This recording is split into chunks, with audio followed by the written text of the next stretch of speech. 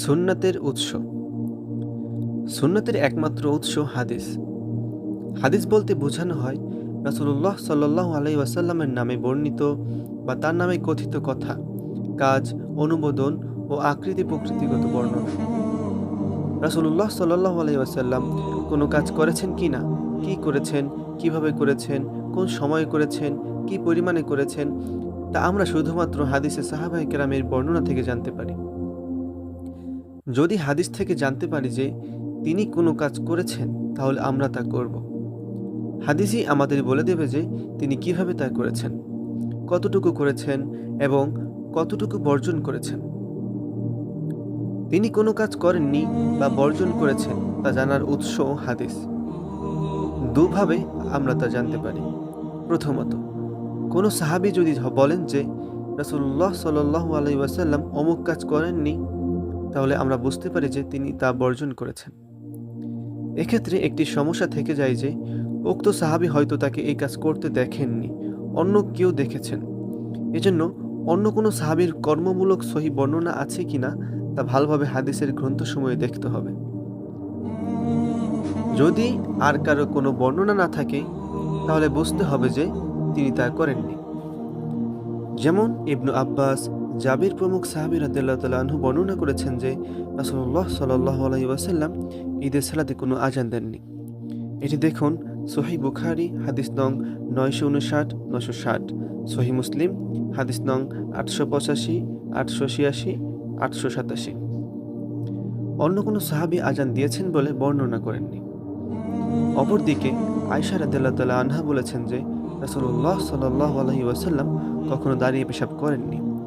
এটি দেখুন সুনানে নাসাঈ কিতাবুত তাহারাত হাদিস নং 29। কিন্তু হুযায়ফা রাদিয়াল্লাহু তাআলা আনহু বর্ণনা করেছেন যে তিনি তাকে দাঁড়িয়ে পেশাব করতে দেখেছেন। এটি দেখুন সহিহ বুখারী হাদিস নং 224, 225, সহিহ মুসলিম হাদিস নং 273। রাসূলুল্লাহ সাল্লাল্লাহু আলাইহি ওয়াসাল্লাম কোনো কাজ করেননি বা বর্জন করেছেন তা জানার দ্বিতীয় মাধ্যম হলো যে তিনি তা করেছেন বলে কোনো হাদিস উল্লেখ থাকবে না। উপরে আমরা দেখেছি যে কোনো সাহাবী যদি বলেন যে রাসূলুল্লাহ সাল্লাল্লাহু আলাইহি ওয়াসাল্লাম কোনো কাজ করেননি, তাহলে আমাদের খুঁজতে হবে ও দেখতে হবে যে তিনি করেছেন বলে কোনো বর্ণনা আছে কিনা। আর যদি তিনি কোনো কাজ করেছেন বলে কোনো সাহাবী উল্লেখ না করেন, তাহলে আমরা পরিপূর্ণ নিশ্চিত হতে পারি যে সেই কাজ তিনি কখনো করেননি। যেমন তারাবিহ সালাতের জন্য আযান দেওয়া, প্রত্যেক সালাতের জন্য গোসল করা, সালাতে দুবার রুকু করা, দুবারের বেশি সাজদা করা, সালাতের মধ্যে কুরআনের সূরা আগে পিছে করে পড়া ইত্যাদি। ইসলামের অধিকাংশ নাবোধক বা বর্জনীয় বিধান আমরা এভাবে পেয়েছি। কোনো কাজ রাসূলুল্লাহ সাল্লাল্লাহু আলাইহি ওয়াসাল্লাম করেছেন বলে কোনো হাদিসে উল্লেখ না থাকলেই আমরা নিশ্চিতভাবে বুঝতে পারি যে তিনি তা করেননি। একথা কেউই কল্পনা করেন না যে তিনি হয়তো করেছিলেন, কিন্তু সাহাবীগণ হয়তো বলেননি। সাহাবী, তাবেঈ ও তাবেঈগণের জীবনে রাসূলুল্লাহ সাল্লাল্লাহু আলাইহি ওয়াসাল্লামের হাদিস। সাহাবীগণের হৃদয়ের পুরোটুকুই জুড়ে ছিলেন মুহাম্মদুর রাসূলুল্লাহ সাল্লাল্লাহু আলাইহি ওয়াসাল্লাম। তাদের পরিবারের সদস্যদের স্ত্রী ও সন্তানদের অবস্থাও ছিল একই রূপ। রাসূলুল্লাহ সাল্লাল্লাহু আলাইহি ওয়াসাল্লামকে ঘিরেই তাদের জীবন এবং তার জন্যই তাদের মরণ। যথাসম্ভব তার কাছে থাকা, তাকে দেখা, তার কথা ও কর্ম হৃদয়ে ধারণ করা ও তা অনুসরণ করাই ছিল তাদের একমাত্র স্বপ্ন, সাধনা, কর্ম ও বাসনা। আমরা ইতিপূর্বে তার কিছু দৃষ্টান্ত দেখেছি। তাই তারা সর্বদা তার দরবারে, তারই আশেপাশে এবং তারই সঙ্গে থাকার চেষ্টা করতেন। তার পবিত্র মুখ থেকে যা শুনতেন বা তাকে যা করতে দেখতেন, তা সবই তারা গভীরভাবে হৃদয়ের পটে এঁকে নিতেন। তারই আলোকে জীবনকে পরিচালনা করতেন। সবাই সর্বদা থাকতে পারতেন না, কখনো কখনো সাংসারিক ও জাগতিক কাজকর্মে তার থেকে দূরে থাকতে হতো। অনেকেই বাসস্থানের দূরত্বের কারণে তার দরবারে বেশি আসতে পারতেন না। তারা অন্যদের থেকে তার নবীর সকল কাজকর্ম, কথা ও নির্দেশনা জানার চেষ্টা করতেন। তারা কয়েকজন একত্রিত হলে তাদের আলোচ্য বিষয়বস্তু হতো রাসূলুল্লাহ সাল্লাল্লাহু আলাইহি ওয়াসাল্লামের সুন্নাত, তার জীবন, তারই কর্ম এবং তার নির্দেশনা। এভাবে সাহাবীগণ প্রত্যেকে বিভিন্ন সুন্নাত এবং সমষ্টিগতভাবে নবী জীবনের ক্ষুদ্রাতি ক্ষুদ্র সকল কর্ম, সকল কথা, সকল প্রকারের অভ্যাস, পদ্ধতি, আকৃতি, প্রকৃতি সবকিছু সংরক্ষণ করেছেন এবং তাদের জীবনে তা অনুসরণ করেছেন। সাহাবীগণের মতোই ছিলেন তাদের ছাত্রগণ, ইসলামের দ্বিতীয় যুগের মানুষেরা বা তাবেঈগণ। সাহাবীগণের মতোই তারা ছিলেন অনুসরণ ও অনুকরণমুখী। তাদের আফসোস যে তারা নবী মুস্তাফা সাল্লাল্লাহু আলাইহি ওয়াসাল্লামকে পাননি। এই বেদনা ভুলতে তারা সাহাবীগণের নিকট নবী জীবনের সবকিছু বিস্তারিত জিজ্ঞাসা করতেন, তা হৃদয়ের পরে ধারণ করতেন, তা অনুসরণ ও কর্মের মাধ্যমে অনুবাদ করতেন এবং সর্বোপরি তা সমাজে প্রচার করতেন। তাদের ছাত্রগণ তথা তাবেঈগণও তাদের মতো নবী জীবনের ছোট বড় সকল কাজকর্ম, চলাফেরা, অভ্যাস, আচার, আকৃতি প্রকৃতি জেনেছেন, মুখস্থ করেছেন, লিখে রেখেছেন, প্রচার করেছেন এবং সর্বোপরি তারা তা বিভিন্ন একক গ্রন্থে সংকলনের চেষ্টা শুরু করেন।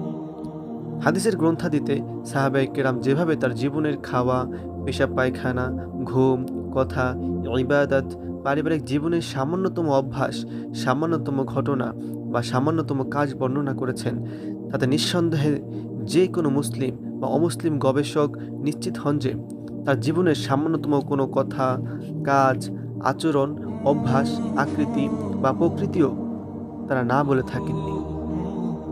তার জীবনের কিছুই অজানা নেই। এটাই তো বিশ্বনবীর শান।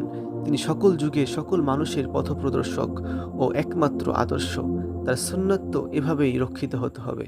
আল্লাহ তাই করেছেন। বিশ্বনবী হিসেবে রাসূলুল্লাহ সাল্লাল্লাহু আলাইহি ওয়াসাল্লামের মর্যাদা ও হাদিসের সংরক্ষণ। এছাড়া এমন কি হতে পারে যে উম্মতের দুনিয়া বা আখিরাতের উন্নতি ও সফলতার জন্য সামান্যতম অবদান রাখতে পারে এমন কিছু রাসূলুল্লাহ সাল্লাল্লাহু আলাইহি ওয়াসাল্লাম সাহাবাদেরকে না শিখিয়ে চলে গিয়েছেন? এই কথা কল্পনা করলেও তার নবুয়তের দায়িত্ব পালনে সন্দেহ করা হয়। অথবা আমরা কি কল্পনা করতে পারি যে সাহাবীগণের মধ্যে কেউ নবী জীবনের কিছু জেনেও তা পালন করেননি এবং কাউকে শেখাননি? একথা কল্পনা করলে শুধু তাদেরকেই অবমাননা করা হবে না, বরং তাদের যিনি নিজ হাতে গড়লেন, যাদের তিনি এত প্রশংসা করলেন, সেই রাসূলুল্লাহ সাল্লাল্লাহু আলাইহি ওয়াসাল্লামকেও অপবাদ দেওয়া হবে। আমরা কি কল্পনা করতে পারবো যে সালাতের মধ্যে হয়তো তিনি কোনো দিন হাত না বেঁধে দাঁড়িয়েছেন, কিন্তু হাদিসে তা বর্ণিত হয়নি? কাজেই আমরা আন্দাজের উপর মাঝে মাঝে বা সবসময় হাত না বেঁধে দাঁড়াবো? অথবা তিনি মাঝে মাঝে ওযুর সময় ৫ বার করে অঙ্গ-প্রত্যঙ্গ ধৌত করেছেন, কিন্তু সাহাবীগণ তা জানতেন না। কাজেই আমরা মাঝে মাঝে বা সর্বদা ৫ বার করে ধৌত করব।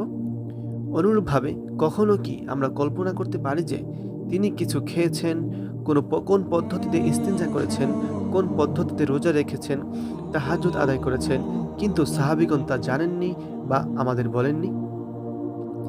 আমরা কি কল্পনা করতে পারবো যে উম্মতের জন্য আল্লাহর নৈকট্য অর্জনের কোনো সামান্যতম কাজ, পদ্ধতি বা রীতি তিনি পালন করেছেন অথচ সাহাবীদেরকে জানাননি বা সাহাবীগণ পরবর্তীদেরকে বলেননি? কখনোই তা কেউ কল্পনা করতে পারে না। তার ক্ষুদ্রাতি ক্ষুদ্র কাজকেও সাহাবীগণ যে ততটুকু দেখেছেন, হৃদয়ের কোন্দরে তুলে রেখেছেন, আমল করেছেন এবং সুন্নাত প্রেমিক তাবেঈগণের নিকট বর্ণনা করেছেন।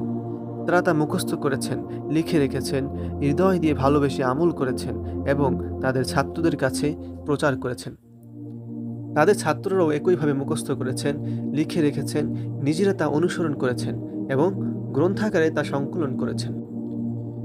কাজেই হাদিসের বর্ণনায় তিনি যে কাজ যেভাবে করেছেন অথবা করতে বলেছেন সেভাবে করাই সুন্নাত। হাদিসের বর্ণনায় তিনি যে কাজ বর্জন করেছেন তা বর্জন করাই সুন্নাত। হাদিসের বর্ণনায় যদি তিনি কোনো কাজ করেছেন বলে খোঁজে না পাওয়া যায়, তাহলে তিনি তা করেননি বলে আমরা নিশ্চিত হব এবং তা বর্জন করাই সুন্নাত। অনুরূপভাবে হাদিসের বর্ণনায় যদি দেখা যায় যে তিনি একটি কাজ এক পদ্ধতিতে করেছেন আর অন্য পদ্ধতির কোনো উল্লেখ পাওয়া না যায়, তাহলে আমরা নিশ্চিত হই যে ওই কাজটির জন্য উল্লেখিত পদ্ধতিই একমাত্র সুন্নাত, এর বাইরে যে কোনো পদ্ধতি বর্জন করাই সুন্নাত। আল্লাহ তাআলা আমাদের সবাইকে সুন্নাহ অনুযায়ী জীবন পরিচালনা করার তৌফিক দান করুক। আমিন। আসসালামু আলাইকুম ওয়া রাহমাতুল্লাহি ওয়া বারাকাতুহু।